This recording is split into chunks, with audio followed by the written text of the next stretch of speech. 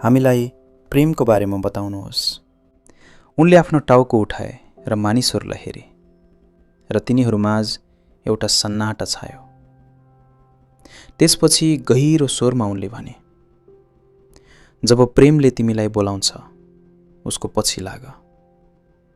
यद्यपि उसका बाटाहरू कठिन र भिराला छन् र जब उसका पखेटाहरूले तिमीलाई बेर्दछन् उसैमा समर्पित हो। यद्यपि उसका प्वाँखहरूभित्र लुकेको तरवारले तिमीलाई घाइते बनाउन सक्छ र जब उनी तिमीसँग बोल्छन् उनलाई विश्वास गर। यद्यपि उनको स्वरले तिम्रा सपनाहरूलाई त्यसरी नै छिन्न भिन्न पार्न सक्छ जसरी उत्तरको हावाले बगैँचालाई उजाड बनाउँछ। किनकि जसरी प्रेमले तिमीलाई मुकुट पहिराउँछ त्यसरी नै उसले तिमीलाई क्रसमा पनि चढाउनेछ।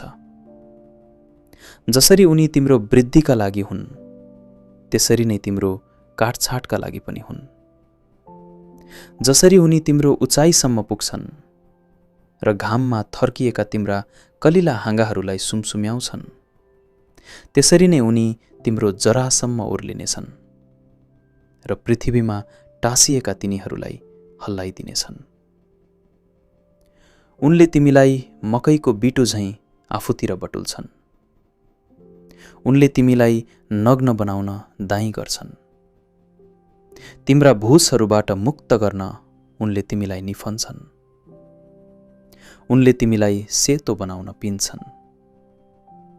उनले तिमीलाई लचिलो नहुन्जेल मुच्छन् र त्यसपछि उनले तिमीलाई आफ्नो पवित्र अग्निमा सुम्पिन्छन् ताकि तिमी ईश्वरको पवित्र भोजका लागि पवित्र रोटी बन्न सक।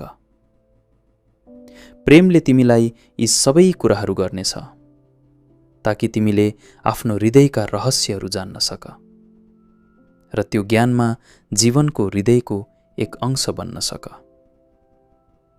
तर यदि तिमीले आफ्नो डरमा प्रेमको शान्ति र प्रेमको आनन्द मात्र खोज्छौ भने तिम्रो लागि यो राम्रो हुनेछ कि तिमीले आफ्नो नग्नता छोप र प्रेमको खलान्तीबाट बाहिर निस्क त्यो ऋतुहीन संसारमा जहाँ तिमी हाँस्नेछौ। तर तिम्रो सबै हाँसो हुने छैन र रुनेछौ तर तिम्रा सबै आँसु हुने छैनन्। प्रेमले आफै बाहेक केही दिँदैन र आफै बाहेक केही लिँदैन। प्रेमले न त कसैलाई आफ्नो बनाउँछ न त कसैको बन्धनमा रहन्छ किनकि प्रेम प्रेमको लागि पर्याप्त छ। जब तिमी प्रेम गर्छौ तिमीले ईश्वर मेरो हृदयमा हुनुहुन्छ भन्नु हुँदैन, बरु म ईश्वरको हृदयमा छु भन्नुपर्छ। र तिमीले प्रेमको मार्ग निर्देशित गर्न सक्छु भनेर नसोच, किनकि प्रेमले यदि उसले तिमीलाई योग्य पाउँछ भने तिम्रो मार्ग निर्देशित गर्दछ। प्रेमको आफ्नो पूर्ति बाहेक अरू कुनै इच्छा हुँदैन। तर यदि तिमी प्रेम गर्छौ र तिम्रा इच्छाहरू हुनै पर्छ भने यी तिम्रा इच्छाहरू हुन् पग्लिनु र एउटा बग्ने खोला जस्तै बन्नु जसले रातलाई आफ्नो मधुर सङ्गीत सुनाउँछ, धेरै कोमलताको पीडा थाहा पाउनु, प्रेमको आफ्नै बुझाइले घाइते हुनु र राजी खुसी र आनन्दका साथ रगत बगाउनु, बिहान पखेटा लागेको हृदयका साथ बिउझनु र प्रेमको अर्को दिनको लागि धन्यवाद दिनु, दिउँसोको समयमा आराम गर्नु र प्रेमको परमानन्दमा ध्यानमग्न हुनु, साँझमा कृतज्ञताका साथ घर फर्कनु र त्यसपछि आफ्नो हृदयमा प्रियसीको लागि प्रार्थना र ओठमा प्रशंसाको गीत लिएर सुत्नु। त्यसपछि अल्मित्राले फेरि भनिन्, अनि विवाहको बारेमा के छ त गुरु? र उनले जवाफ दिँदै भने, तिमीहरू सँगै जन्मिएका थियौ र तिमीहरू सधैँका लागि सँगै रहनेछौ। जब मृत्युका सेता पखेटाहरूले तिम्रा दिनहरू छरपष्ट पार्नेछन् तब पनि तिमीहरू सँगै हुनेछौ। हो, ईश्वरको शान्त स्मृतिमा पनि तिमीहरू सँगै हुनेछौ। तर तिम्रो सामिप्यतामा केही खाली ठाउँहरू रहन देऊ र स्वर्गका हावाहरूलाई तिमीहरूको बीचमा नाच्न देऊ। एकअर्कालाई प्रेम गर, तर प्रेमको बन्धन नबनाऊ। बरु यसलाई तिम्रा आत्माका किनारहरूका बीचमा एउटा गतिशील समुद्र बन्न देऊ। एकअर्काको प्याला भर, तर एउटै प्यालाबाट नपिऊ।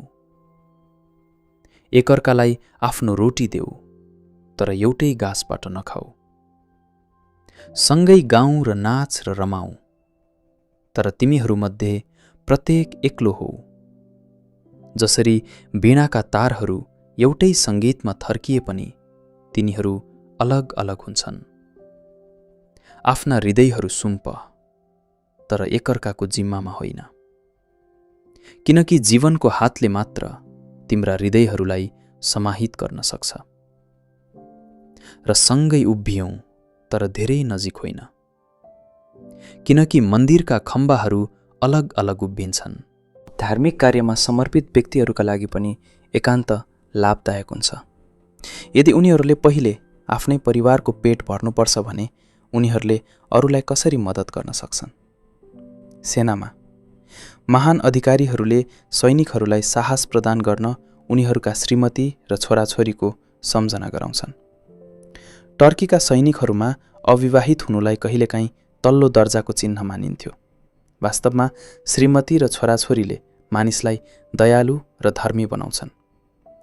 एक्लै बस्नेहरूले दानमा बढी दिए पनि उनीहरू प्राय कठोर हृदयका बन्छन्, किनकि उनीहरूलाई दैनिक प्रेम प्रदान गर्ने बानी हुँदैन। आकर्षण र क्रिस्टलाइजेसन स्फटिकीकरणको मनोविज्ञान मागम्भीर पुरुषहरू प्राय सबैभन्दा मायालु पति बन्छन्। शुद्ध हृदयकी महिला अक्सर आफ्नै सद्गुणमा गर्व गर्छिन्। जब पत्नीले आफ्नो पतिलाई बुद्धिमान देख्छिन् तब उनको आज्ञा पालन गर्न सजिलो हुन्छ। तर यदि पति शङ्कालु छ भने उनले उसलाई कहिले बुद्धिमान मान्ने छैनन्। पत्नी जवानीमा प्रेमिका, मध्यम उमेरमा साथी र बुढेउलीमा नर्स हुन्। यसरी एक पुरुषले कुनै पनि समयमा विवाह गर्ने कारण फेला पार्न सक्छ। यो अक्सर देखिन्छ कि खराब पतिहरूको धेरै असल पत्नीहरू हुन्छन्। सायद यो यसकारण हो कि जब पतिले थोरै पनि प्रेम देखाउँछन् त्यो उनको लागि अत्यन्त मूल्यवान महसुस हुन्छ। वा सायद यी महिलाहरू आफ्नो सहनशीलतामा गर्व गर्छन्, विशेष गरी यदि उनले आफ्नो परिवारको इच्छा विरुद्ध त्यो पुरुषलाई रोजेकी थिइन् भने। उनी आफ्नो छनौट गल्ती थिएन भनेर प्रमाणित गर्न सबै कुरा सहन्छिन्। हृदयमा प्रेम कसरी जन्मिन्छ यसको यात्रा बुझौँ। पहिले कोही व्यक्तिले हामीलाई आकर्षित गर्छ। त्यसपछि एउटा भित्री आवाजले सुझाव दिन्छ कि उनीहरूलाई चुम्बन गर्नु र उनीहरूसँग हुनु कति राम्रो हुनेछ। त्यसपछि आशा आउँछ। हामी व्यक्तिका सद्गुणहरू देख्न थाल्छौँ। यो त्यो क्षण हो जब एक महिलाले आफ्नो साथीलाई विश्वास गर्नुपर्छ। आफ्ना भावनाहरू लुकाउने महिलाहरूले पनि प्रेमको आशा महसुस गर्दा उनीहरूका आँखामा आनन्दको चमक देखिन्छ। प्रेमको अर्थ हामीले चाहेको व्यक्तिलाई हेर्नु, छुनु र महसुस गर्नुमा अपार आनन्द पाउनु हो। जब एक प्रेमी निश्चित हुन्छ कि भावना आपसी छ, उसले प्रेयसीलाई हजारौं सद्गुणहरूले सजाउन थाल्छ। उसले यो खुसीको बारेमा बारम्बार सोच्दछ, मानौ उसले स्वर्गबाट ठूलो पुरस्कार प्राप्त गरेको छ। यो उदाहरण विचार गर्नुहोस्। यदि तपाईले नुनको खानीमा एउटा सुकेको हाँगा राख्नुभयो र केही महिनापछि त्यसलाई निकाल्नुभयो भने यो चम्किलो क्रिस्टलहरूले ढाकिएको हुनेछ। सानो हाँगा पनि हिराले ढाकिएको जस्तो देखिन्छ। तपाईले पुरानो काठ चिन्नुहुने छैन। मनले पनि त्यसरी नै काम गर्छ।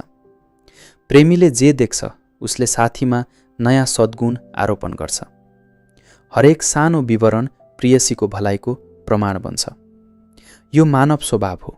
हाम्रो मनले सुख खोज्छ र हामी विश्वास गर्छौं कि एक सिद्ध साथीले त्यो प्रदान गर्नेछ। प्राचीन समयमा शिकारीहरूसँग यस्ता विचारहरूको लागि समय थिएन।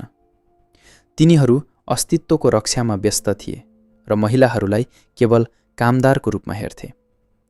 तर आजको समाजमा महिलाहरूसँग प्रेमलाई गहिरो रूपमा महसुस गर्ने फुर्सद छ। पेरिस जस्ता ठूला सहरहरूमा पनि जहाँ मानिसहरू प्रेममा डुबेका हुन्छन्, ध्यान अन्यत्र जान सक्छ। मानिसहरू निरन्तरको आनन्दबाट दिक्क हुन सक्छन्।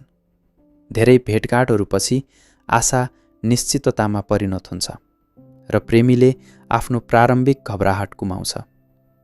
उसले आफ्नो सौभाग्यको अझ बढी प्रमाण माग्छ, तर त्यसपछि उसलाई उदासीनता वा चिसोपनले भेट्छ। यसले एउटा व्यङ्ग्यको रूपमा काम गर्छ। यो तिमीले सोचे जस्तो नजिक छैन। एक महिलाले यसो गर्न सक्छिन् किनकि उनी अचानक आफ्नो भावनाको नसाबाट बिउजन्छिन् र आफ्नो मर्यादा सम्झिन्छिन्, वा उनी केवल सतर्क भइरहेकी हुन्छन्। त्यसपछि प्रेमीले शङ्का गर्न थाल्छ। उसले अन्य आनन्दहरूको वास्ता गर्न छोड्छ। ती बेकार लाग्छन्। ऊ ठूलो विपत्तिको डर मान्छ। यहीँबाट दोस्रो क्रिस्टलाइजेसन सुरु हुन्छ। उनले मलाई माया गर्छिन् भन्ने सोचले फेरि प्रमाणहरूलाई हिरामा बदल्न थाल्छ। शङ्काको एक रातपछि प्रेमीले आफैलाई प्रत्येक 15 मिनेटमा भन्छ, हो, उनले मलाई माया गर्छिन्, र जादु नयाँ सद्गुणहरूको साथ फर्कन्छ। यसैले हामी कहिलेकाहीँ आफ्नै हृदयलाई बुझ्दैनौँ। जसरी सङ्गीतले हामीलाई किन प्रभाव पार्यो भन्ने नजानिकन नै हामीलाई द्रवित बनाउन सक्छ। यस श्रृङ्खलाका लागि यतिमै।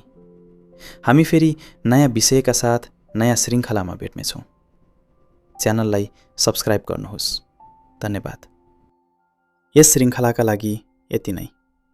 हामी फेरि नयाँ विषयका साथ नयाँ श्रृङ्खलामा भेट्नेछौँ। च्यानललाई सब्स्क्राइब गर्नुहोस्। धन्यवाद।